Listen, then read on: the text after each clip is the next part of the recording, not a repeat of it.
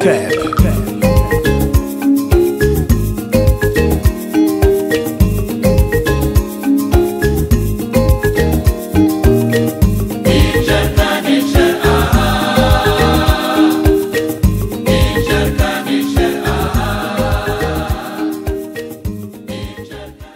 Donc on va commencer par l'intervention de Jolo Tivia, ça ne change pas grand-chose, hein. On aura tout le menu de ce soir. Et sans plus tarder, je laisse le micro à Jolo Tivia qui va vous parler de l'africanité de notre langue sous un jour particulièrement intéressant. Je vous remercie. Alors bonsoir. Bonsoir à tous ceux qui ont fait le déplacement, qui sont présents ici. Je voudrais d'abord remercier nos ancêtres de nous permettre de nous réunir ici ce soir. Je leur demande de nous inspirer la pensée juste, la parole juste et l'action juste. Je veux aussi saluer tous les organisateurs qui font vraiment des efforts considérables pour permettre que cette connaissance arrive jusqu'à nous, ici en Martinique, et tous ceux qui font l'effort aujourd'hui de lancer cette semaine, l'Afrique en disant-nous, et j'émets le vœu qu'elle devienne un événement majeur de la vie culturelle martiniquaise. Alors, je vais me présenter, je suis né Jean-Luc Divial Jolo, enfin Jean-Luc Divial, Jolo c'est le nom de mon arrière-grand-mère, quand il a fallu prendre un nom à consonance kamite, et bien j'ai remonté ma lignée et j'ai trouvé celui de Jolo. J'ai dit c'est mon nom, je suis dans la famille, je ne bouge pas. Et il se trouve que j'ai découvert par la suite que Divial c'est aussi un nom d'ascendance congolaise. Donc je suis dans ma ligne droite. Ensuite, je suis journaliste. Beaucoup me connaissent dans le milieu de la musique, mais je suis journaliste. Je suis aussi un chercheur et qui est en quête d'exactitude concernant l'origine de ma langue depuis l'enfance, puisque j'ai eu une sœur qui a fait des études de lettres, qui a eu pour professeur Jean Bernabé, et qui a été une camarade de fac d'Amamazama à Bordeaux, et je la voyais déjà entreprendre un travail au niveau de la linguistique. Et ça, ce travail-là a éveillé l'attention de gamins qui étaient en classe de 5e et qui, de toutes les manières, depuis l'âge de 8 ans, avaient rencontré l'Égypte et qui s'étaient juré un jour qu'ils perceraient le mystère de l'écriture et de la lecture des caractères sacrés de nos ancêtres. Ce n'était pas prévu, ce que je vais vous montrer là. C'est une découverte accidentelle, puisque j'étais en train de comparer deux langues qui n'avaient pas, à mon sens, rencontré les langues européennes, à savoir l'égyptien ancien, dont nous avons les annales, nous avons des écrits, et qui se situe avant l'avènement de la Grèce de Rome, donc le français c'est beaucoup plus tard, et la langue des Kalinago, telle que répertoriée par le professeur, enfin par le père Coton, en son temps, et qui est l'un des ouvrages majeurs. Et j'avais déjà commencé à nouer des correspondances, et un jour je tombe sur des formes grammaticales et verbales que je pensais avoir déjà rencontrées. Et je vais rechercher dans mes anciens ouvrages, et là je tombe sur des formes, et je comprends à ce moment-là que ça ressemble au Wolof. Et donc, de fil en aiguille, je commence à faire les comparaisons, et puis, à un certain moment, comme une espèce d'illumination, je me dis, mais pendant que je suis en train de penser au Wolof, mais c'est peut-être la propre langue qui fonctionne comme ça. Et je commence à vérifier tous les traits. Et à partir de ce moment-là, je suis encore dans la logique de la version de la lecture alphabétique de l'égyptologie classique, mais je vois que les structures correspondent au niveau de la syntaxe grammaticale. Ensuite, je rencontre les travaux d'Ibom Marimbok qui met en lumière le fait que la lecture des hiéroglyphes égyptiens, c'est beaucoup plus que ça. Et cela nous révèle que nous partageons beaucoup de traits communs. Je rencontre les travaux du professeur Yopo Ikasome, de Théophile Obenga, bien évidemment, chez Anta Diop. Et je commence à emmagasiner et à collecter tous les éléments de notre vocabulaire. Et c'est comme ça que j'en arrive à écrire un ouvrage qui s'appelle Wuchikam. Qu'est-ce que Wuchikam? Il s'avère que le professeur Bilolo, Moubabengue Bilolo, qui est un philosophe et un égyptologue majeur, nous révèle en 2005, à travers une thèse qu'il soutient la même année, que la langue de l'Égypte ancienne n'a jamais disparu. Et cette langue s'appelle le Chikam. Mais il s'avère que nous parlons une nouvelle version de cette langue, donc d'où le préfixe Wu, que vous connaissez bien quand on dit Wu chanter, Wu parler, Wu vini, et qui vient de l'égyptien Wem, d'accord, qui veut dire exactement la même chose. Donc Wu Chikam, ce que nous parlons ici sur tous nos territoires, c'est une nouvelle version de cette langue qui a pris naissance bien avant l'avènement de l'Égypte pharaonique et qui désormais intègre un lexique français. Alors on va aller directement dans le sujet, si vous voulez. Alors est-ce que j'aurais avoir l'image, la première image s'il vous plaît? Est-ce qu'on peut baisser un peu la lumière d'ambiance dans la salle? Diminuer. Vous voyez bien? Est-ce que tout le monde voit bien? Alors, le sujet de ce soir, c'est de savoir comment l'Afrique parle à travers nous. D'accord? Qui genre l'Afrique a parlé dans nous? Eh bien, la réponse est la question est mal posée. Parce que pour gagner du temps, il faudrait plutôt dire à quel moment l'Afrique ne parle pas en nous. Parce que la réponse est tout le temps. D'accord? Tout ce que nous revendiquons, tout ce que nous avons d'authentiquement martiniquais est africain. Et vous aurez l'occasion de le voir. Ça peut choquer, ça peut heurter, mais les choses sont comme ça. Alors, voilà ce qu'on dit de notre langue. Je vais essayer d'aller vite parce que nous sommes à 3 à intervenir ce soir. Et il y a beaucoup de choses à dire. Alors on dit que notre langue est d'origine française, vu son lexique. La langue, c'est une langue constituée entre le 16e et le 19e siècle. C'est une langue à base lexicale française. Donc, pour certains, vu que les mots sont français, la langue est d'origine française. Nous verrons que ce n'est pas exactement ça. Une langue née d'un défaut de compréhension entre Africains, un français mal parlé, un mix linguistique entre français, anglais, espagnol, amérindien, hollandais, tout ce que vous voulez, mais quelques apports africains. Or, ce n'est pas du tout ça. Plus de 80% de la langue est africaine. D'accord? Bon, je continue. Donc, quelles sont les conséquences pour nous? Je dis Martinique, mais c'est valable pour tous les territoires, la Guadeloupe, partout. Eh bien, les conséquences de cette thèse officielle, c'est ça. C'est ça. Voilà notre situation. La perspective créole produit des afrodescendants malvoyants. Parce qu'effectivement, nous pratiquons des coutumes qui sont nôtres. Nous les reconnaissons comme nôtres. D'accord? Mais nous n'avons pas la possibilité d'aller au fond des choses, de comprendre l'essence même de nos traditions. Vous voyez, on touche à peine du doigt la société martiniquaise fondamentale. Les fondements culturels nous échappent. L'estime personnelle que nous pourrions en tirer, eh bien, elle nous échappe aussi. Nous n'avons pas d'étymologie, nous n'avons pas de grammaire qui puisse expliquer pourquoi et comment s'articulent toutes les formes de langue dite créole parlées à travers le monde. Et pourtant, il y a une logique. La spiritualité ancestrale nous échappe, la philosophie ancestrale nous échappe, donc nous connaissons mal notre langue. Donc l'idée, c'est déjà de rajouter du sens à ce que nous disons. Donc voilà, pour cela, il faut accepter de se déshabiller et de mettre des vêtements neufs.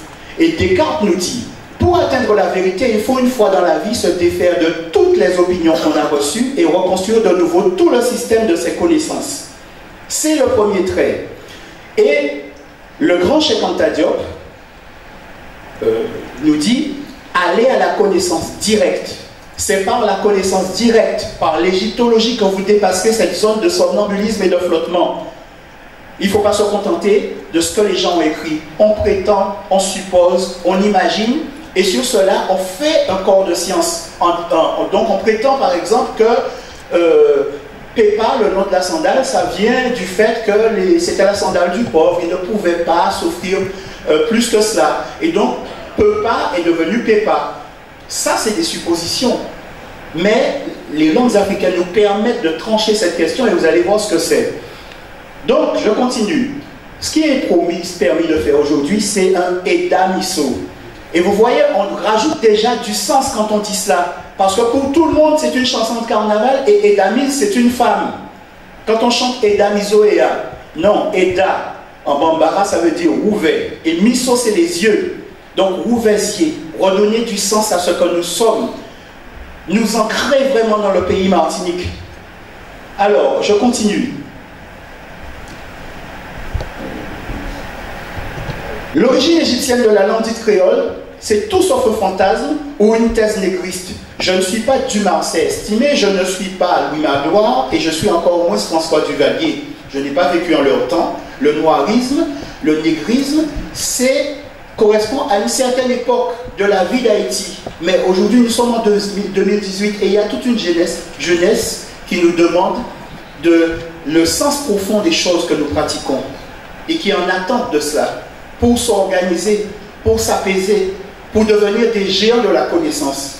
Et c'est ça, la quête d'exactitude, c'est ça qui m'intéresse. Donc, indice en faveur d'une origine africaine du Wuchikam. Quand je dis Wuchikam, il faut entendre une famille de langues. Une famille de langues. Ce n'est pas simplement une version, une forme de la langue. C'est toutes les formes de cette langue mises en commun qui permettent de comprendre la cohérence et le squelette grammatical et la pensée symbolique. Nous allons y arriver tout à l'heure. Donc, dès le début du 19e siècle, l'Europe sait que l'Égypte est africaine. Déjà, Champollion a l'intuition. Il dit, c'est par l'analyse raisonnée de la langue des pharaons que l'ethnographie décidera si la vieille population égyptienne fut d'origine asiatique ou bien si elle descendit avec le fleuve divinisé le Nil des plateaux de l'Afrique centrale. Intuition de Champollion. D'accord? Je continue. Mais dès 1835, M. Amelino écrit en 1908 que dès 1835, des travaux sont déjà faits. M. Reich, qui est un Allemand, est contemporain de Champollion. Un jeune érudit allemand, M. Reich, a eu l'idée en 1835, c'est des notes rajoutées, de comparer certaines racines de la langue égyptienne avec certaines autres dont se servent toujours les populations nettes de Centrafrique ou de la Nubie. Il a montré sans grande peine qu'il y a parfaite identité entre elles. Donc, on avance. Et c'est une femme qui tranche la question de l'origine africaine, de l'origine des langues africaines modernes. Il y a quelques mois, j'ai eu l'insigne honneur de rendre compte à l'Académie des résultats de mes études des langues négro-africaines et de l'égyptien ancien. J'ai conclu en ces termes. Les langues négro-africaines modernes dérivent de l'égyptien ancien. Il m'est possible aujourd'hui de confirmer et de préciser la chose. J'ai constaté en effet que les dialectes mandés, c'est-à-dire du Soudan occidental, représentent un dialecte copte, peu modifié sinon du point de vue de la phonétique. Nul n'ayant jamais hésité à classer les langues du type mandé parmi les idiomes dits africains et la parenté des langues négro-africaines étant pratiquement admise aujourd'hui, démontrer que le mandé n'est qu'un dialecte copte, c'est trancher d'une façon définitive la question de l'origine des parlers africains modernes. J'ai tenu à mettre l'Académie au courant de cette découverte. C'est Madame Lila Somberger. Madame Lila Somberger qui le dit. D'accord? Donc je continue. Qu'est-ce que la sémantaxe?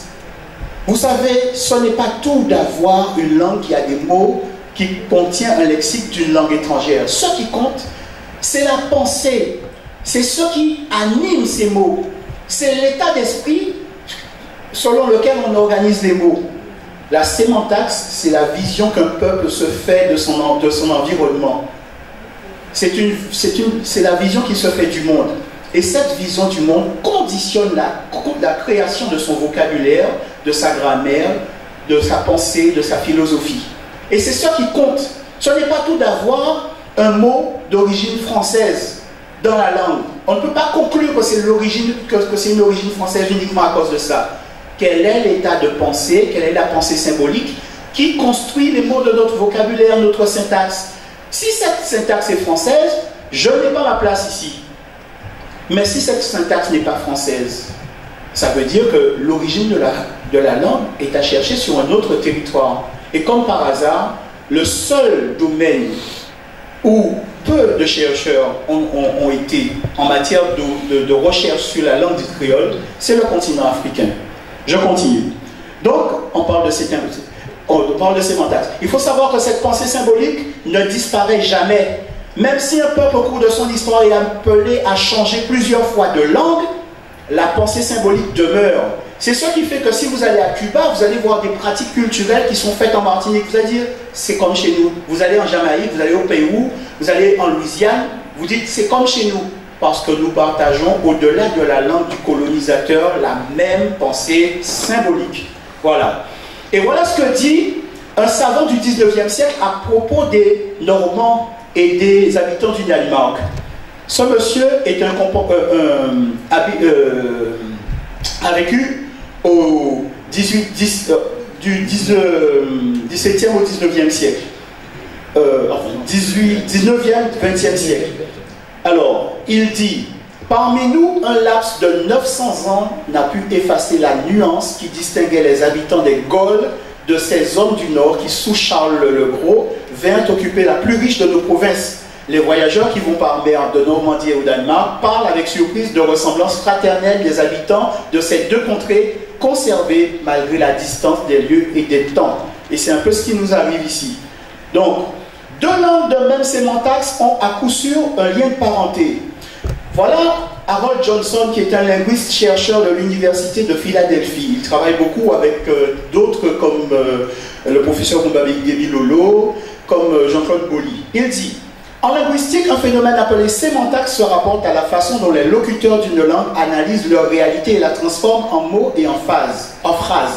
Jean-Claude Boly soutient fondamentalement que c'est la sémantaxe qui détermine en dernier ressort si un groupe de langues est apparenté ou non. Bien que nous puissions emprunter du vocabulaire assez librement, notre sémantaxe, la logique interne de la façon dont nous lions les idées aux mots, est la moins susceptible d'être empruntée parce que c'est un paradigme. Et voilà ce que dit Jean-Claude Boly. Jean-Claude Boly, le hasard n'existant pas, il a épousé une Guadeloupéenne. Et donc il fait des travaux, il écrit un ouvrage qui s'appelle L'origine des langues africaines, que vous allez retrouver ici. C'est l'ouvrage le plus sérieux qui existe en la matière, utilisé dans 32 universités de par le monde, qui est rentré il y a 6 mois à Sciences Po, qui commence à rentrer dans les universités africaines. Il dit, à propos des Guadeloupéens, mais quand il dit Guadeloupe, c'est parce que c'est le territoire qu'il connaît le mieux. Mais à ça, il faut rajouter Haïti, la Guadeloupe et tous les locuteurs. Donc, ce qui est extrêmement frappant, c'est qu'il y a un type de sémantaxe qui ne se retrouve dans aucune des langues africaines actuelles. Par exemple, pour dire que quelque chose est mauvais, ils disent que c'est vieux. Un vieux temps pour un mauvais temps, une vieille note pour une mauvaise note. J'ai eu beau étudier et comparer plusieurs langues, je n'ai pas trouvé. J'ai été surpris de le retrouver en égyptien ancien. Et là, je suis tombé des nues. Cela veut dire que la sémantaxe utilisée dans la langue créole en Guadeloupe était utilisée depuis longtemps par des Africains aussi bien dans l'Égypte ancienne que dans une partie de l'Afrique de l'Ouest où une telle sémantaxe a depuis disparu, mais a survécu en Guadeloupe. Les deux seuls endroits où cela a été pratiqué, c'est l'Égypte ancienne il y a 4000 ans et dans les Antilles de l'autre côté de nos jours. Donc ce n'est pas un fantasme, vous voyez, les chercheurs se prononcent. Donc maintenant, on va entrer dans le vif du sujet. La pensée symbolique, c'est une clé pour comprendre.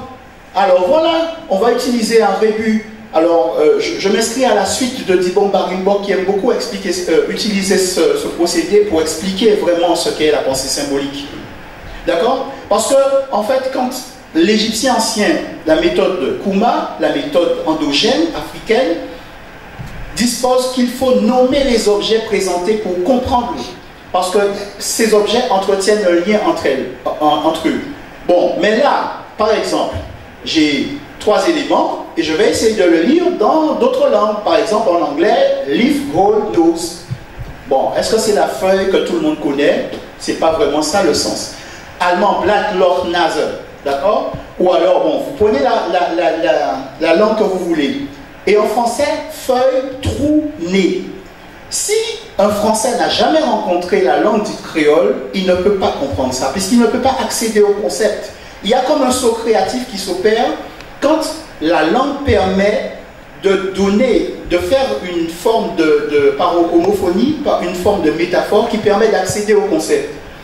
Et regardez, quand nous arrivons chez nous, eh bien, feuille, tout nez, et on accepte le concept du partage massif de données inaccessible à un Français monoglotte. D'accord? Donc, même s'il dit feuille, trou, nez toute sa vie, il passe sa vie à le dire, il ne va jamais entrer dans cette dimension. Et vous voyez, quand on partage la même sémantaxe, Eh bien, en Guadeloupe, si je dis faire tourner, tout le monde comprend, diffuser massivement en éléments. Ici, on va dire, quand on va entendre faire tourner, on va dire faire tourner. Traduction immédiate, et on comprend.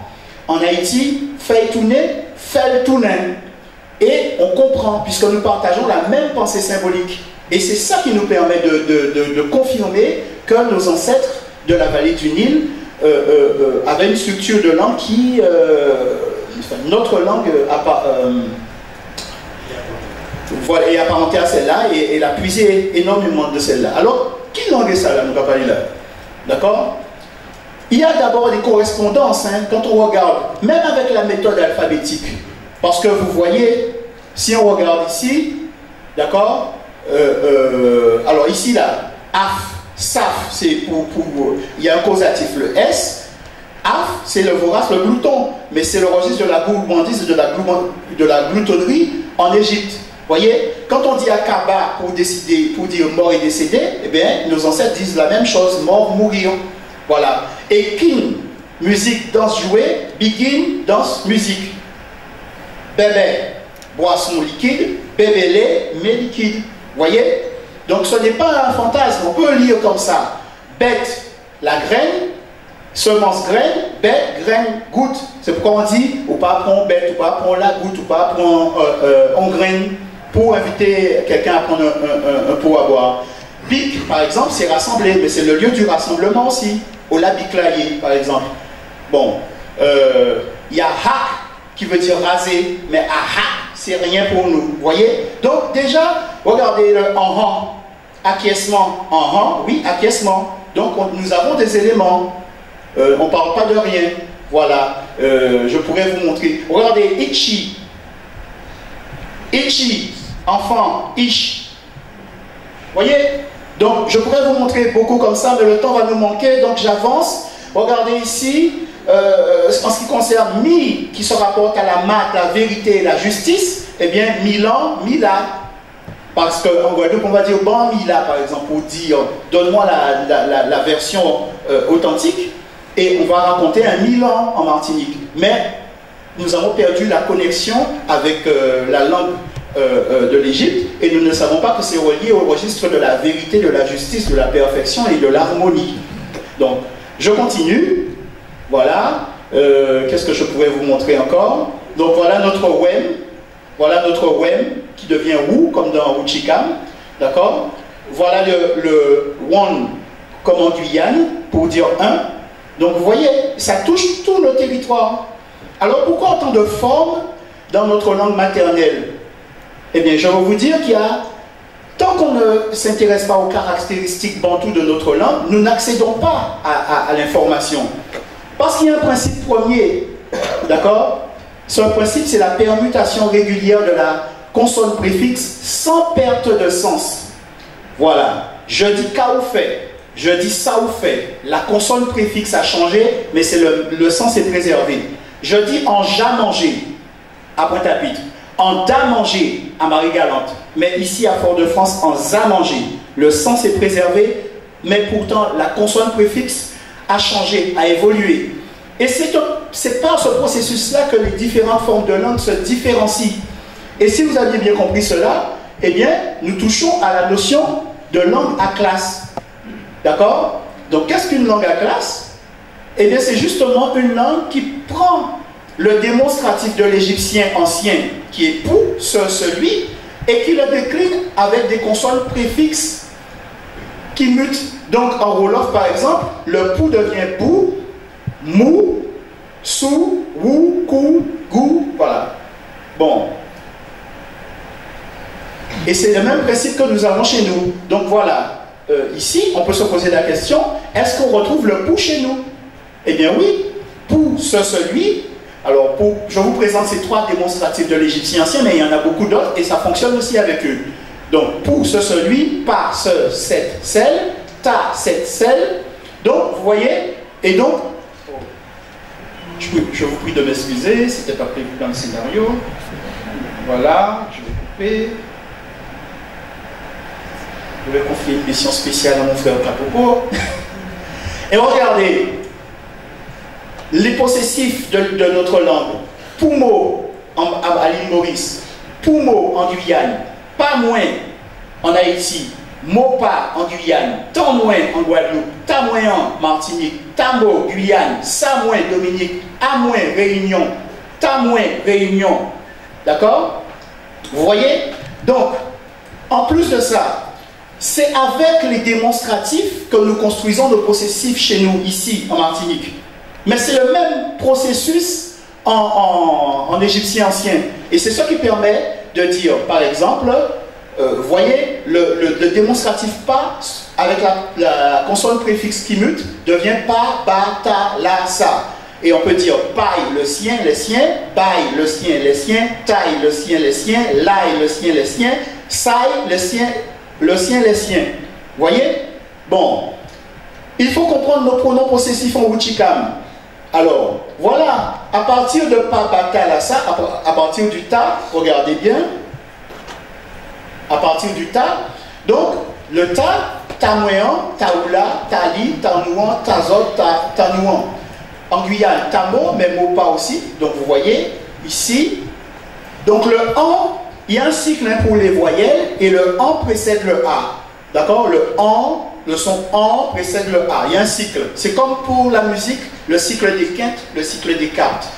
Donc, ce sont la voix, la parole, ce sont des énergies. Les notes de musique, ce sont des énergies. Donc, il ne faut point s'étonner qu'il y ait des cycles d'évolution entre elles. D'accord? Et ici, derrière, le I, le K, le T, le F, le S, le N, le TEN, le XEN, ce sont les pronoms personnels qui servent à la conjugaison. Donc, c'est la même chose chez nous. Vous voyez? Donc, je n'invente pas. Je me contente de relever et de dire ce que je vois. Comprendre la conjugaison Wuchikam. Alors, par exemple, I, ici, en égyptologie classique, on va nous dire que ça correspond à la lettre I. Ici, on va nous dire que ça correspond à la lettre T parce que c'est un alphabet. D'accord? Mais il faut nommer les objets. Et donc, pourquoi notre conjugaison, pourquoi notre langue ne vient pas du français? Parce que notre conjugaison ne vient pas de la conjugaison française. Parce qu'en égyptien ancien, vous allez remarquer qu'il y a une façon de dire tu, donc deuxième personne féminine, deuxième personne masculine. Et c'est exactement la même chose pour nous. Parce que quand l'Égyptien ancien dit tout pour dire tu à une femme, et bien nous on dit to. Quand il dit cou pour dire parler à un homme, tu tires tu à un homme, et bien on dit ou, on dit cou. Quand il dit l'Égyptien ancien dit sou pour dire elle, et bien nous on dit so. Et fi, i, li en égyptien ancien, et bien i, li, lu. D'accord? Nous, ça n'a pas changé. Depuis l'égyptien ancien, c'est toujours la même chose. Et ensuite, le tien là, ça nous amène au zo. D'accord? Donc, on va voir la chose tout simplement ici.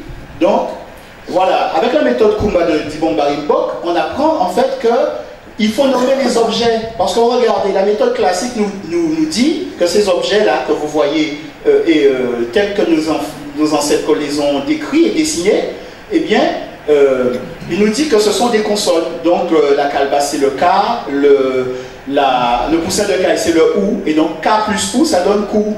Mais en réalité, quand on nomme les objets, on s'aperçoit qu'il y a un lien d'homonymie et d'homophonie. Puisqu'on regardait, la calebasse se dit KOU, mais le poussin aussi se dit KOU.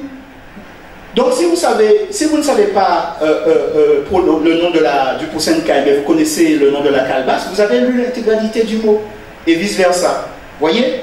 Donc on continue. Donc on va faire un idamiso sur notre conjugaison. Moins image de Dieu. Il faut nommer l'objet. Voyez? C'est pas simplement la lettre I. Mi. Pour dire moi, c'est mi, me, man, mo, man. Voyez? Ils apparaissent déjà.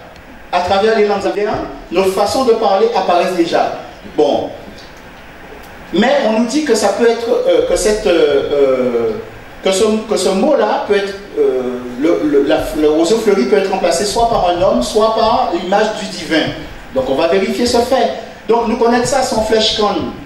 En fait c'est une fleur, mais qui s'apparente à celle-là. Et je vais nommer donc le pistil, mouinsi, mouissi, mouissi, moui. Voyez? Donc en fait, on atteint déjà le nom.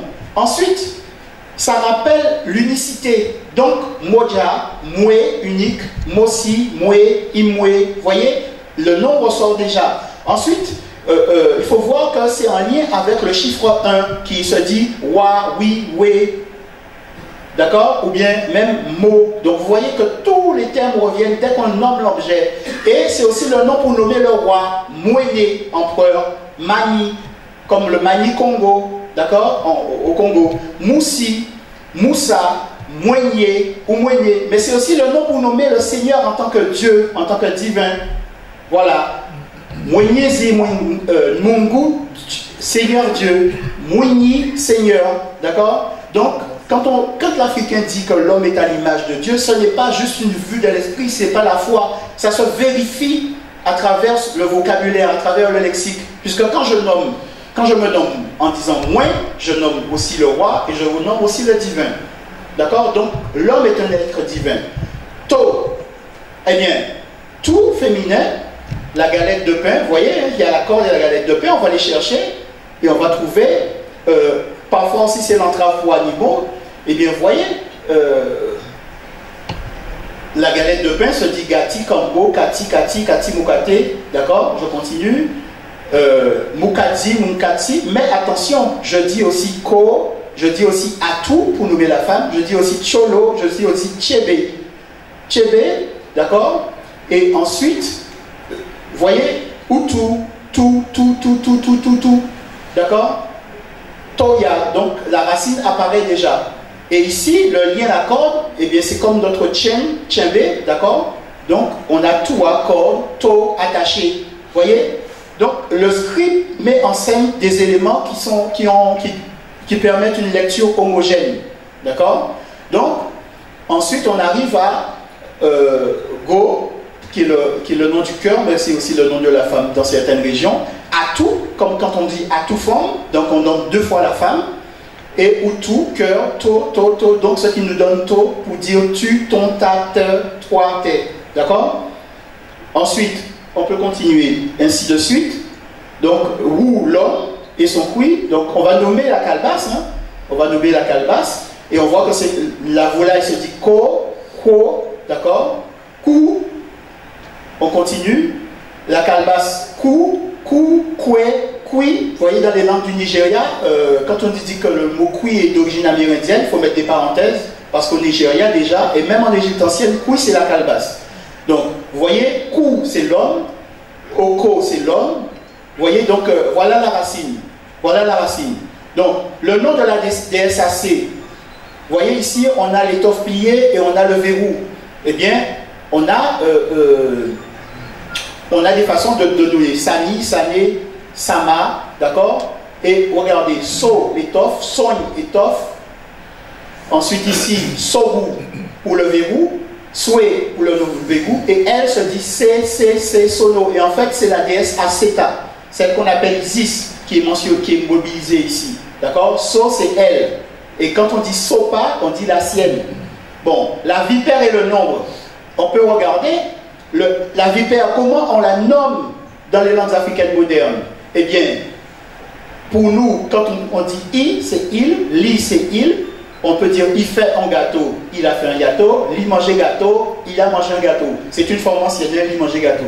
Bon, mais regardez, les noms pour nommer la vipère, c'est Piri, Ophidi, Pili, Pi, Fe, Fi, Yili, Hili.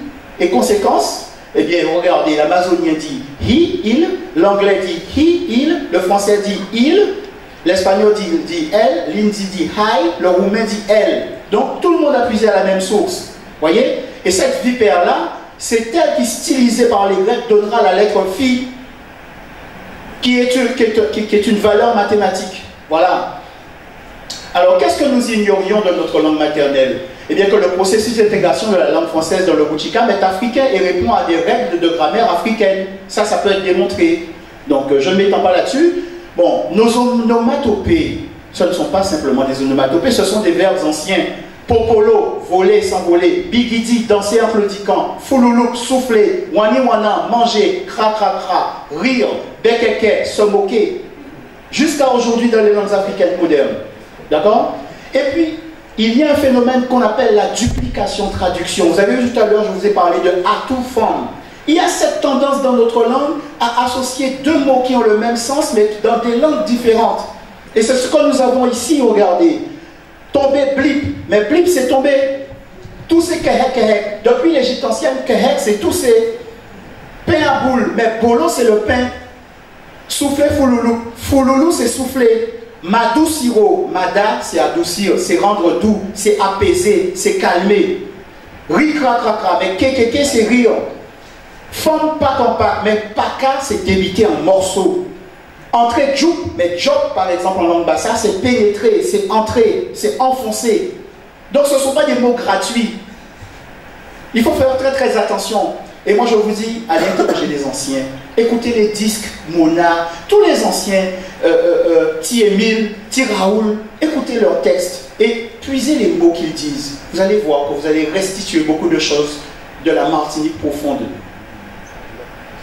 Pour peu que vous fassiez l'effort d'aller chercher dans les langues africaines modernes, tout est là. Bon, certains registres sont homophones. Comment comprendre dans Martinique qu'on appelle les femmes choux? Alors que c'est le registre de la pâtisserie, de la boulangerie. Eh bien, les noms du pain et les noms qui désignent la femme sont homophones. D'accord? Et c'est ça qui fait qu'on a en proto-bantou Kati pour désigner le pain et Kati pour désigner la femme, l'épouse, Kati pour désigner le cœur. Donc, gâteau, bokit, dankit, doukoun, migan, pain, kassav. Tout ça, c'est les mots du cœur. Et c'est aussi les mots du pain. Et je vous fais remarquer qu'en Korfon, qui est une langue éthiopienne, on dit kassaba pour désigner le pain. Et il n'y a qu'une réalisation du B en V pour donner kassava. Kassav. Vous voyez? Donc tout se tient. Je continue. Les mots... Alors je vais passer. Je vais passer sur celle-là, c'est pas grave. Ce que nous ignorions de notre grammaire, par exemple, eh bien, que dans l'égyptien ancien, on retrouve tout. L'origine des pronoms, démonstratifs, interrogatifs, indépendants, tout ce que vous voulez. L'origine de l'article indéfini yon, moun. Usage du pronom suffixe égyptien. D'accord? Usage des démonstratifs neutres singuliers pour dire par exemple bitin tala, bitin sala, bitin lassa, bitin sila, bitin la. Tout ça, vous le retrouvez. Vous retrouvez la source en égyptien ancien. L'usage des formes nisbé en bas, en bail. Ce qui est en bas. Eh bien, depuis l'Égyptien ancien, nous parlons comme ça. Nos ancêtres parlent comme ça. L'usage du genre égyptien, l'usage des formes verbales égyptiennes en 7GMF, c'est quasiment la conjugaison en Martinique. L'usage de la voix passive, l'usage de la négation égyptienne, l'usage des formes en 7GM ici pour exprimer l'éventualité, en TIC, en CLM, en CLV. Tout ça, bon, on retrouve la trace dans l'Égyptien ancien déjà. Donc ça fait quand même un sacré faisceau d'indices qui tendent à démontrer que l'origine de notre langue est bien plus ancienne que le français. Puisque le français ne peut pas expliquer tout ça. Et maintenant, voyons la voix négative. Et moi, en cas bas, Mouna qui dit, mais sans qu'à dire là, pas vrai, en cas bas, on a un chat à 3 couleurs. Vous savez que chaque fois qu'il y a un chat à 3 couleurs, c'est toujours une femelle. Mais moi, quand on a un chat à 3 couleurs, si démontrer le sans qu'à dire, c'est blague. Donc voilà, la négation. Comment comprendre la négation? Eh bien, si vous ne connaissez pas le personnage de Babis, en égyptien ancien, Babis qui est aussi associé, qui est aussi une image de Seth, vous ne comprendrez jamais la négation, l'expression de la négation. Pourquoi? Parce que Babis, le squelette consonantique, c'est le double B. Ça exprime ce qui est mauvais, ce qui est freiné, ce qui est stoppé, ce qui décrépit, ce qui est péché, ce qui est mal. D'accord? Donc quand vous avez un poisson qui s'appelle Babion, vous allez le manger. Votre ancêtre vous a précédé et vous a donné à ce poisson un nom pour vous indiquer qu'il ne faut pas le manger. Donc s'il fait mal, c'est responsabilité. Parce que les ancêtres ont informé. Donc voilà. Donc, vous voyez, po, pourrir, beau, pourrir, bola, pourrir, bobi, mal, boubi, mal, bibi, mal, bep, mauvais, béba, péché, faute. D'accord? Conséquence. Eh bien, beau, mauvais, loco, parole, beau loco, celui qui s'exprime mal. C'est pas le français, hein? Vous voyez? Bon. Ici, jump, c'est la marche. Po, mal. Jumpo, qui a la démarche gauche. Kamashi kon jumpo. C'est autre chose, hein? c'est autre chose. On monte le niveau là. Nous avons un Edamiso. Vous êtes d'accord? Oui. Nous avons un Edamiso?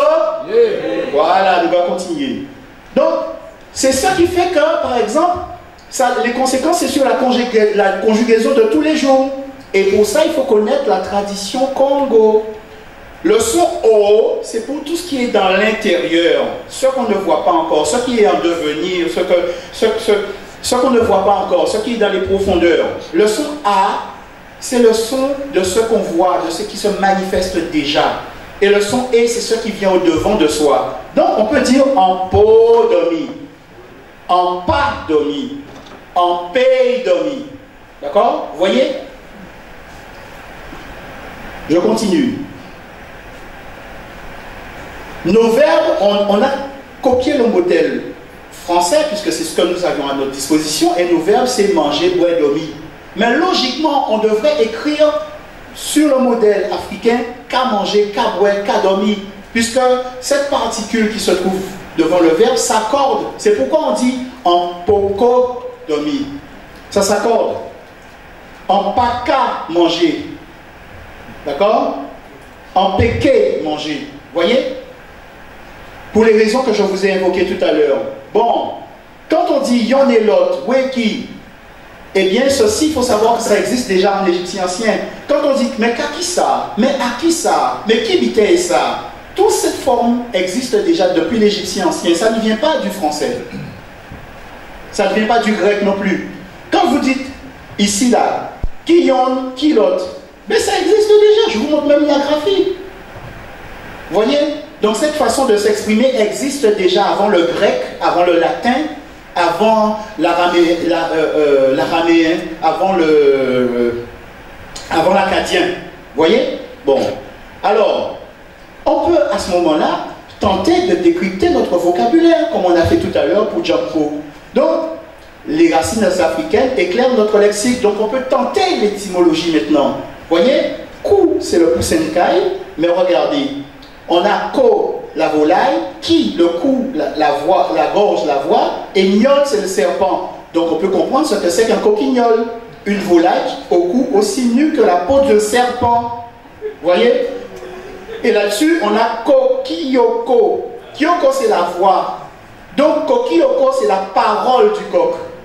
La parole, mais la parole en tant qu'activité de la bouche, donc aussi le chant. Vous voyez? Et coucou manioka. Coucou manioka, c'est coucou manioc, mais c'est toujours la racine de la volaille. Vous voyez? Donc voilà comment l'Afrique parle-nous. Et si on parle de la finesse du grain, par exemple, le grain de fonio, voilà comment le souffle, le vent est représenté par nos ancêtres. Mais si on cherche, par exemple, dans les langues africaines modernes, on va voir Bambara finen, R en R, Bambara fini fonio. On va trouver toutes les racines. Je ne vous les fais pas tous. Par exemple, en bobo, on dit fin fonio. Conséquence, eh bien, on peut comprendre pourquoi. Alors, je vais passer sur ça puisque je ne me suis pas attardé, mais on peut comprendre ici pourquoi on dit fifiné. Parce que quand il fifine, c'est des petites particules d'eau et accompagnées d'un vent. Donc, tout tombe sous le sens. Vous voyez? Bon. On peut savoir aussi que les mots cajou et cachinois sont de même racine. Parce que, regardez, il faut savoir observer. Le cœur, c'est la forme de ces fruits. D'accord? Et quels sont les mots du cœur dans les langues africaines modernes? Kassi, mukatsi, cajou, c'est toujours le cœur ou la femme. Mais je vous ai dit que ces registres fonctionnent toujours ensemble. Donc voilà, kachiment en forme de cœur, cajou, cœur. Voyez? Bon, on continue. Par exemple, le registre de la main. Boko, liboko, kuboko, boko, boko, boko. Voyez? Quand on dit tout le monde est maboko, ça veut dire tout le monde applaudissait. Voyez? C'est les activités de la main. Bon, je continue. Et voilà notre fameux boko qui est un crabe à grosse pince en Guadeloupe. Le terme doit exister ici, ou bien a existé anciennement. Donc il ne faut pas être catégorique. Il a pu exister. Voilà, par exemple, le boko dont je vous ai parlé, la boque, ça permet de savoir que le bok à fouillapin là, eh c'est le bras du fouillapin. Mais il y a une autre façon de dire. C'est kingo cou, king cou, donc king à fouillapin là, c'est le cou du fouillapin.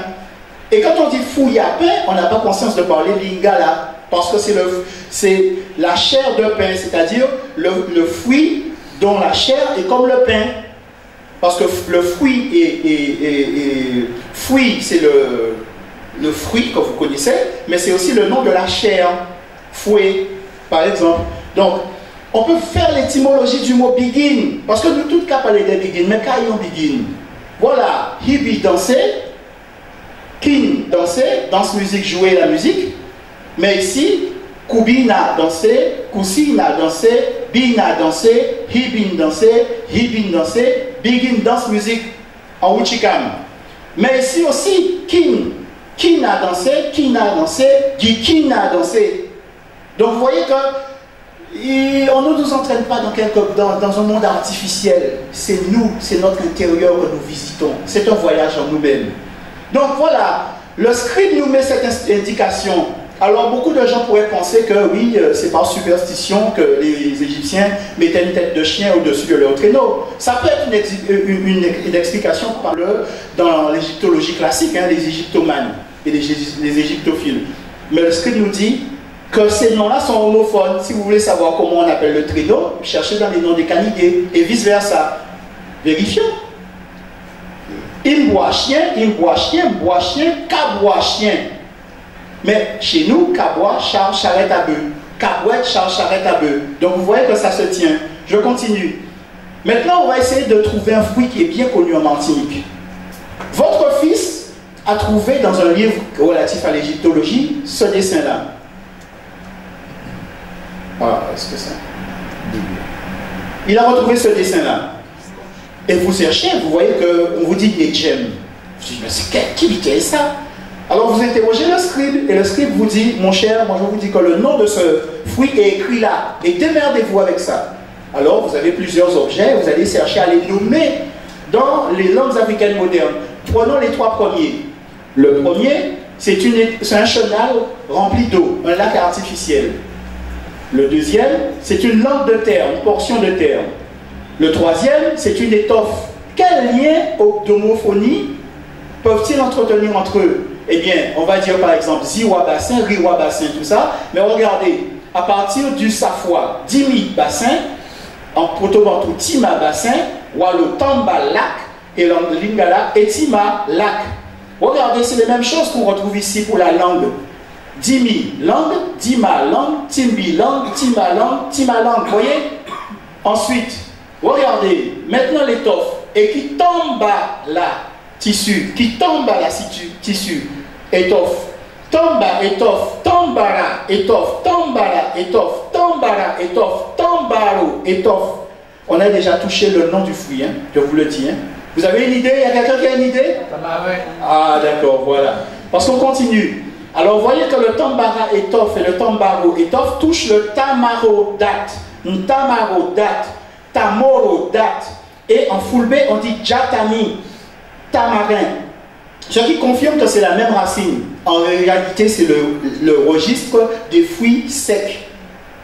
Le tamarin, la date, appartiennent à la catégorie des fruits secs. Et donc voilà, voilà notre fameux tamarin, Tamarindus indica. Voyez? Bon. Quand dit le scribe, il y a une lecture symbolique accessible à tous. Voyez par exemple cette voûte céleste. Comment nos ancêtres la représentent? Par une femme nue. Alors certains pourraient faire le signe de la croix et se dire, oh mais ces gens-là, ils étaient des libidineux. Pourquoi une femme nue pour représenter? Et puis ils disent, voilà, il y a la déesse femme nue. Bon voilà. Le scribe vous donne une indication parce que déjà, ici c'est le maître du temps, c'est l'éternel. D'accord? Et ce signe-là, vous le connaissez. Si je vous dis, et Guadeloupe, Agnon Loto, il grand comme ça. Est-ce que vous avez une idée de sa longueur? Non, c'est indéfini. C'est illimité. Voyez?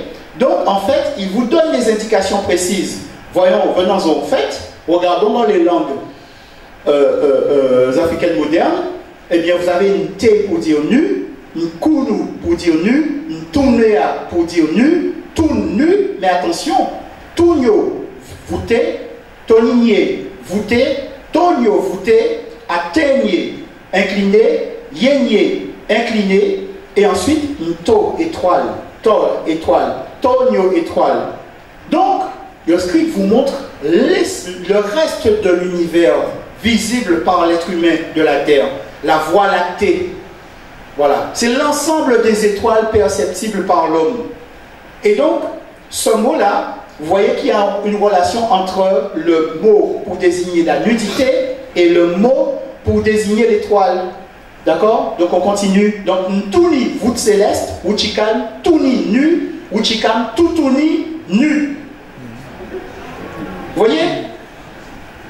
Bon, nous sommes ici en Martinique, mais nous sommes des Africains qui nous ignorons. Je ne vous jette pas la pierre, hein, c'est la même chose en Guadeloupe, c'est encore pire. Parfois, c'est encore pire, je peux vous le dire. Et vous avez des fois où vous avez des lumières, parce que les gens sont mobilisés et tout, mais vous avez encore beaucoup de résistance. C'est normal, on a été frappé. On a été frappé pour aboutir à ce résultat. Maintenant, ce qu'il faut, c'est pas rester par terre, c'est se relever. Et se relever à travers nos valeurs fondamentales. C'est ça. C'est pas être en guerre avec qui que ce soit, parce que l'Africain, c'est la paix. Vous vous dites, ah, mais n'être trop gentil. Mais rassurez-vous, depuis l'Égypte ancienne, c'est ça. On dit que le noir est bienveillant. C'est un trait de notre caractère qui ne change pas, au-delà de la langue, au-delà des migrations que nous avons pu connaître. Je continue. Par exemple, est-ce que vous savez que l'alliance éthiopienne existe en Martinique? Est-ce que vous savez ça? Bon, alors il y en a qui sont convaincus, qui connaissent le dossier. Qu'est-ce que l'alliance éthiopienne? Eh bien, on nous la présente comme l'union des deux terres, la Haute et la Basse Égypte, d'accord? Et qu'on appelle la Sematawi. Mais regardez, nous allons faire une analyse plus profonde. Alors voilà, je vous dis ça existe. C'est au fondement même de la société martiniquaise. Et il faut la détenir parce qu'elle est, selon certains, en voie de disparition. Mais c'est un symbole très fort. Regardez, ici, là, alors je vais quand même vous décrire la scène avant. Vous voyez, ici, il y a un poumon. Il y a des liens qui sont serrés. Ici, il y a le feu, parce que en fait, c'est une homophonie entre le mot pour désigner le papyrus pire et le feu, et le mot pour dire le feu pire. Ici, vous avez le roi, mais le roi désigne, ou symbolise l'État, un pays organisé, le monde organisé. Et c'est une forme de paix faite entre les deux pour que cet État soit organisé. C'est aussi une image de l'univers, la force de l'expansion et la force de la gravitation qui s'accordent entre elles pour donner naissance au monde organisé. La science n'est jamais loin de la spiritualité africaine. Il faut le savoir, ça. Donc, en fait, on va chercher les mots pour désigner le poumon. Donc, on va voir Keter, Ketame, Polo, Polo. Keter, en grec, c'est laver, rincer, purger. Et c'est bien ce qu'on voit, parce qu'ici, en Wolof, Keter, eh bien, va avec le katis, laver, peta, laver, suta, laver, soka, laver, fe, laver, soka, pelé, laver. Et je vous fais remarquer que l'anglais dit soap, tremper, baigner. Donc, il a puisé à la même source que nous. Ensuite, on peut avoir so, laver, so, laver, sous, laver, seta, laver. Et ici, rincer, so-tout, rincer. Et ici, on touche le nom de l'alliance martiniquaise, l'alliance éthiopienne en Martinique. Les souhaiter, rincer. Sayawa, rincer. Siotou, rincer. La Tsugu, alliance. Mutsota, se marier. Parce que les mots de la forge, les mots du mariage, les mots de l'alliance, les mots, les mots relatifs à la purification, au lavage, au rinçage et au souffle sont les mots du registre de l'alliance. Et voilà pourquoi je vous dis que ça existe chez nous. Parce que quand on dit la sauter, c'est une union, une entente en vue d'effectuer un travail agricole. Et vous voyez bien que le lemba, attends, excusez-moi, le lemba les souhaite, dit souffler, mais les souhaiter rincer, mutsota se marier, siotu alliance, la tsugu alliance, la sauter alliance. Et on va se demander, comme j'avais eu une fois une dame qui justement travaille sur cette question de préservation de la sauter, me dire mais pourquoi il y a le feu? Eh bien regardez, la réponse est là. Ti a collé, ti a collé, ti est collé, chi a collé, ti a c'est collé, mais c'est aussi le nom du feu. Si a feu, ti est feu, ti feu, si est feu, te feu. Et je vous fais remarquer que l'anglais dit fire, feu, qui prend dans cette racine-là, et tight, serré. Voyez? Donc, conséquence, eh bien le lexique que nous avons autour de l'alliance nous donne ceci, c'est en main qu'à laver l'autre. Pourquoi parler de lavage, de rinçage entre deux mains? Voyez? Donc, en fait, nous n'avons pas conscience de dire faisons alliance. Soyons solidaires, unissons-nous. Quand on dit c'est en main qu'à laver l'autre, parce que le fait que deux mains se rincent ensemble, elles font l'alliance. Et les mains sont solidaires. Elles travaillent en permanence ensemble. Donc l'image est très forte. Ensuite, quand on dit serrer, coller, vous voyez tout de suite l'image que je vous ai présentée tout à l'heure. Ça veut dire rassemblons-nous, unissons-nous, faisons alliance. Coller, serrer, être unis l'un à l'autre, ne faire plus qu'un. Tête collée, l'union. Coller tête, s'unir, faire alliance. Coller, coller, union solide. Tête ensemble, union solidaire, alliance. Poche et robe. Unis comme les coutures d'un vêtement. Voyez? Donc je continue. Les coups du Nil et le chagrin d'amour en martiniquais. Eh bien, la saison Aket, la saison de l'inondation, raser, plier, ça veut dire aussi couvrir, tout couvrir, qu'il ne reste plus rien. Eh bien, quand on nomme les objets que nous voyons ici, les uns après les autres, on cherche le lien. Et on s'aperçoit que en Douala, on dit Mbé là pour dire l'aigle, le faucon. En Lingala, on dit Mbé là pour dire la crue, l'inondation. En Bobangi, on dit Mbé la crue, l'inondation. Alors il faut savoir que la façon d'expliquer les coups du Nil, c'est de dire qu'Aceta, qui a perdu son mari Osiris, elle éprouve tellement de chagrin qu'elle en pleure, elle en pleure, elle en pleure, et chaque année ça déclenche les coups du Nil. D'où la relation entre l'eau et le chagrin. Donc ensuite, je continue. Donc, ici, là, c'est un tamis et un placenta. Donc, mbou la pluie, lingala, mbou la vagin, kikongo, dibou la placenta. D'accord? Donc, je ne sais pas s'il y a vie dans la salle, mais... Donc, et regardez la série qu'elle génère. Lembi, ça démoralisé, démotivé. Kolembe, défaillir. Bolembi, découragement. Lembe, la se taire. Lembe, la affection. D'où le mot lembe, qui est lié. Donc vous voyez que vous ne pouvez pas comprendre le mot lembe si vous ne faites pas la relation avec le mythe fondateur lié au coup du Nil et aux larmes d'Aceta. Mais ces côtés-là, ça nous a monté en pays martinique. Ces côtés-là, ça nous a monté. Et mon gars dit comme ça, si nous cherchons ça, nous mettons des ordres dans le pays là qui dit non, non, non, non. Le désordre a déjà eu lieu. Ce qu'on doit faire, c'est se relever, s'organiser pour un monde de paix, une Martinique apaisée. C'est par là. Il faut désamorcer l'obscurité. Il faut désamorcer l'obscurité. Et je continue. Wuchikam, Pela, se taire. Wuchikam, Lembe, peine de cœur. Lembe, être découragé, démoralisé, motivé en raison d'une peine de cœur. Ma question, c'est qu'en est-il de gros poils? Est-ce qu'on doit jeter gros poils? Je suis guadeloupéen et je vous dis, ne faites jamais ça. Nous avons besoin de tous les mots, de toutes les formes de notre langue, sur tout le territoire de la planète, sur toute la planète, pour mieux comprendre ce que nous sommes. Voilà, et nous nous nourrissons les uns des autres. Et je vais vous expliquer pourquoi. Parce qu'il y a un lien d'homophonie et d'homonymie et de métaphore entre les mots qui désignent le poil, d'accord, et les mots qui désignent le chagrin d'amour. Parce que regardez, poil, coupe de cheveux au ras des tempes, d'accord, gain, et d'ailleurs c'est l'origine du mot poule gain, d'accord, qui est chaud, qui est vif, qui est complet, voilà. Et ça veut dire aussi pleurer, gémir, d'accord. Et c'est aussi le mot pour désigner la veuve, la femme éplorée, la femme qui pleure. Et cette femme, c'est Isis. Donc, voyez ce que je vous disais, pensée symbolique, sémantaxe. On nous a enlevé le mot initial pour dire poil, pour dire peine de cœur. On a pris le mot français poil, mais on l'a organisé selon notre pensée symbolique. Voilà pourquoi on dit gros poil. Voyez? Je continue. Qu'est-ce que permet l'approche Wuchikam dans la langue dite créole? Eh bien, sortir de la zone de supposition et d'imprécision.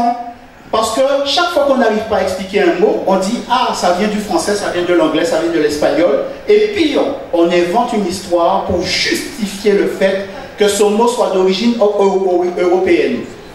Eh bien, la langue de nos ancêtres nous permet de faire table rase de tout ça et de remettre les choses dans le bon sens. Voilà. Alors, à propos de l'apport anglais au Wuchikam, il y a une question qui a été... Enfin, Popo, tu as été témoin de ça l'autre jour. la vidéo a circulé sur Facebook et on nous dit poupée, ça vient de poupette, popote, ça vient de poupette en anglais. Peut-être, je ne sais pas, il a peut-être raison. Posons-nous la question et interrogeons nos ancêtres. Mais moi, je pose la question. Que dit l'anglais sur popote fleur? Muet. Donc, il y a une question. Qui c'est qui détient la relation, c'est-à-dire le lien d'homonymie entre... attendez. Le lien d'homonymie entre popote poupée et popote fleur, qui c'est qui détient le premier l'information? Est-ce l'anglais ou est-ce nos ancêtres? Cherchons. Wuchikam popote poupée, Wuchikam popote fleur. Mais regardez, anglais poupette marionnette, anglais doll poupée, anglais flower, fleur. Il y a quelque chose qui ne va pas. D'accord? Qui a l'information? Eh bien, allons interroger nos ancêtres. Et ils nous disent que, regardez, ils ont déjà répondu. Tout ce qui relève de la ressemblance, de l'image, de l'effigie, est homonyme du mot pour désigner la fleur. Ils ont parlé. Ce sont nos ancêtres qui ont l'information. Et ça, vous ne l'avez pas retrouvé dans la langue anglaise. Et donc, regardez. Évêque B, c'est Popo fleur. Garadji, Poupou fleur. Ce n'est pas une langue africaine, mais je la mets volontairement pour montrer que même au-delà de nos frontières continentales, ça fonctionne. Jusqu'en Australie, jusqu'en Papouasie-Nouvelle-Guinée, jusqu'au Japon, on retrouve les mêmes racines. Donc, Mombo, Poulou fleur, Pindi, Zimboto fleur, Agbo Bougui, Popo fleur. Donc la fleur en égyptien ancien indique que le lien d'homophonie entre la bouche, le visage, la ressemblance. Or, qu'est-ce qu'une poupée sinon une statue, une image humaine à modèle réduit? Je continue.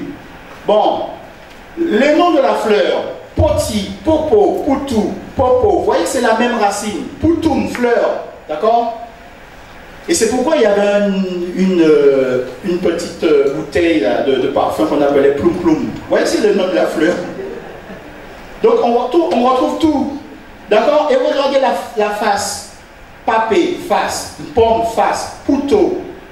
Oppo, face. Oppo, face. Mais quand dit le grec, il dit op, face. Et c'est pourquoi on dit éthiopien. Éthi, brûlé. Op, visage brûlé. Vous voyez? Donc noir.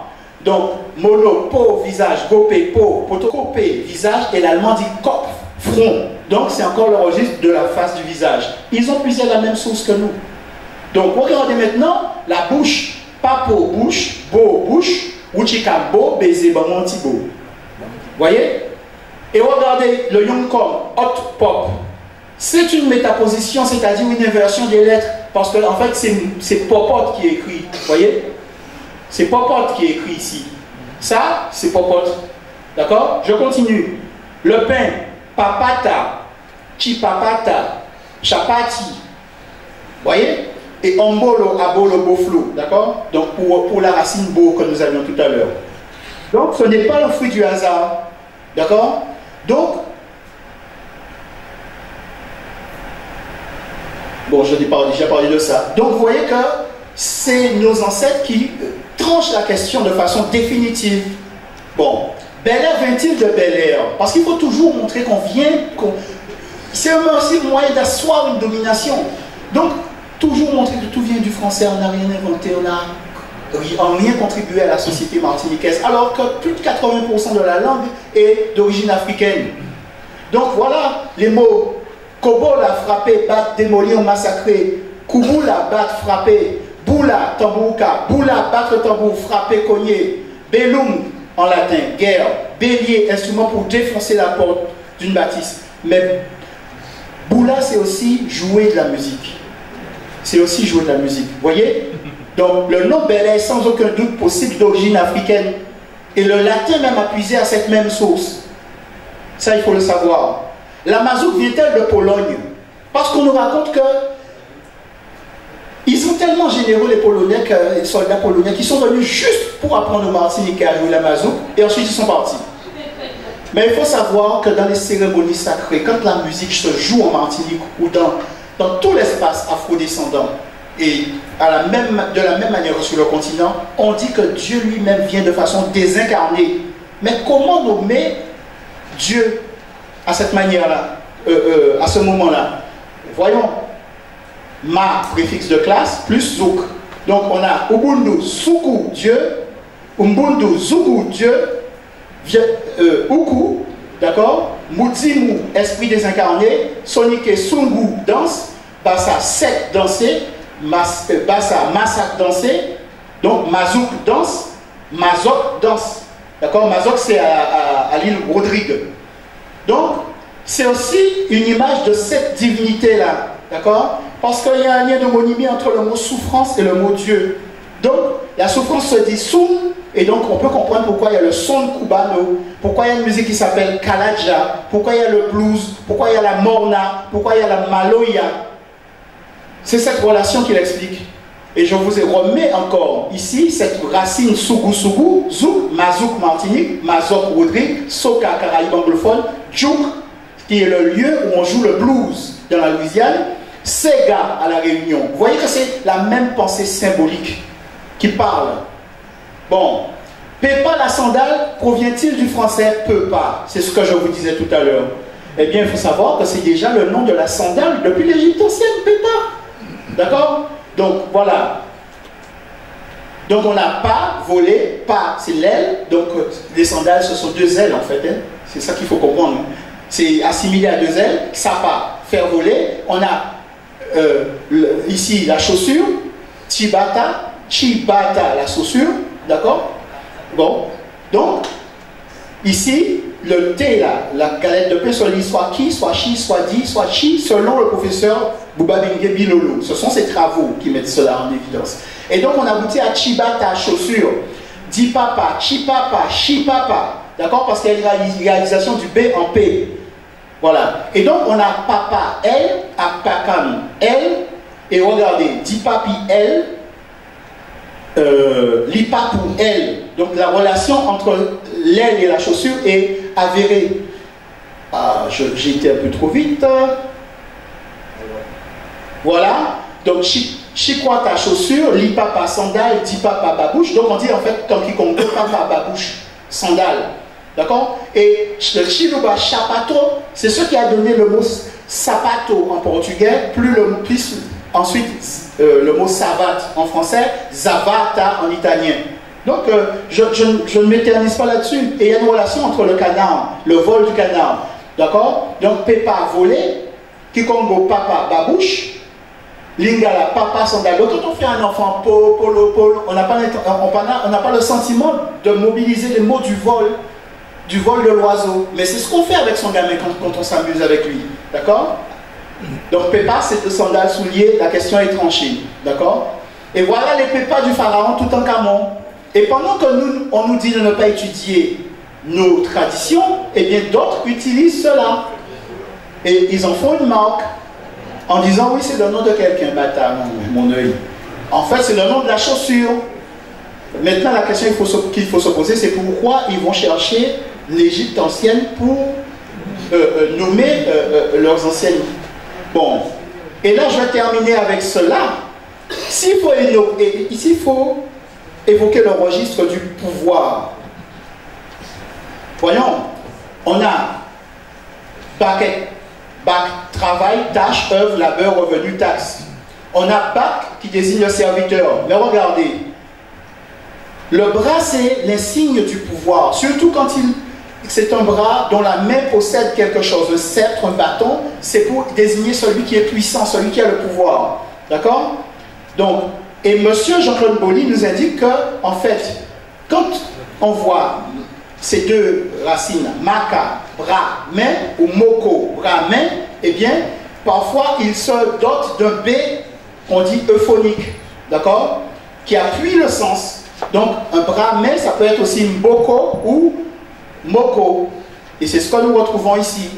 Boko, main, liboko, main, maboko, bras, main, Coco, main, bras, moko, les mains, coco, woko. D'accord? Je continue. Et vous allez voir aussi que ce dessin-là, cet idéogramme, symbolise un fouet. Donc, mukaba fouet, mukondo fouet, okasa fouet. Vous voyez que la racine génère une série homogène. Et donc, on a le marque, le notable, le protecteur, l'homme de pouvoir. Comme quand on dit mako. Quand on veut parler de quelqu'un qui qui accorde, qui est généreux avec les femmes, mais qui n'est pas payé de retour. D'accord? On dit, c'est son bel maco. Ça vient de là. D'accord? Mais vous allez voir plus extraordinaire. Parce qu'on va nommer les signes présentés. Oulouke chouette, coucou chouette, mabore chouette, mouka chouette, moukouté hibou, koutou hibou. Ici le bras, boko, vous l'avez vu tout à l'heure, donc je ne m'attarde pas, maboko, bras main. Et ici, moukuta panier, mkata panier, mbara kalbas, woko kalbas. Mais ça sert à désigner celui qui a le pouvoir. Et là, on arrive à une kem notable, mak notable protecteur, en égyptien ancien, mais aussi en wolof. Luba mukalenge, maître. Uku mukalenge, maître. Mukeli, gardien. Mukabidi, gardien. Voilà, maître. Mbe, puissant. Make, maître. Make, propriétaire d'esclaves. Et c'est la racine du mot beke. Donc, libre à chacun d'utiliser le terme ou pas, mais je pense qu'il faut se poser la question, devons-nous raisonnablement continuer à user de ce terme? Sommes-nous encore sous la dénomination des propriétaires d'esclaves? Voilà. Bon. Donc la question que je peux vous poser, à quel moment l'Afrique capalée en dit dans nous? J'ai pas entendu. Hein? Tout le temps. Vous entendez, madame l'a dit? Ils sont d'accord avec ça? Tout le monde? Bon, voilà. Donc, aujourd'hui, ce qui nous attend, c'est l'avènement de la génération de la Renaissance martiniquaise. Celle qui va puiser tous ces éléments-là, qui aura interrogé les anciens, qui va puiser profondément dans le patrimoine et qui va le restaurer dans son bon sens en usant de la méthode Kuma, en usant des langues africaines modernes. Et qui va nous restituer ce qu'est réellement la société afro-descendante. Et vous allez voir que quel que soit le domaine, et même pour ce qui concerne la toponymie, nos ancêtres ont accompli des choses extraordinaires en Martinique. Et ce n'est que leur rendre hommage et rendre toute leur valeur à ceux qui, dans une situation de servitude, ont su accomplir tout ça. Et c'est la mission de la jeunesse martiniquaise. Donc, nous avons commencé ce travail-là et nous le ferons de concert ici aussi avec ceux qui le voudront. C'est l'école Fongwa Uchikam. Étudier l'angao, putao, étudier langage ancestral, étudier histoire et philosophie, où mon tétao, pour où mon koao et pour où mon pepao. Je vous remercie.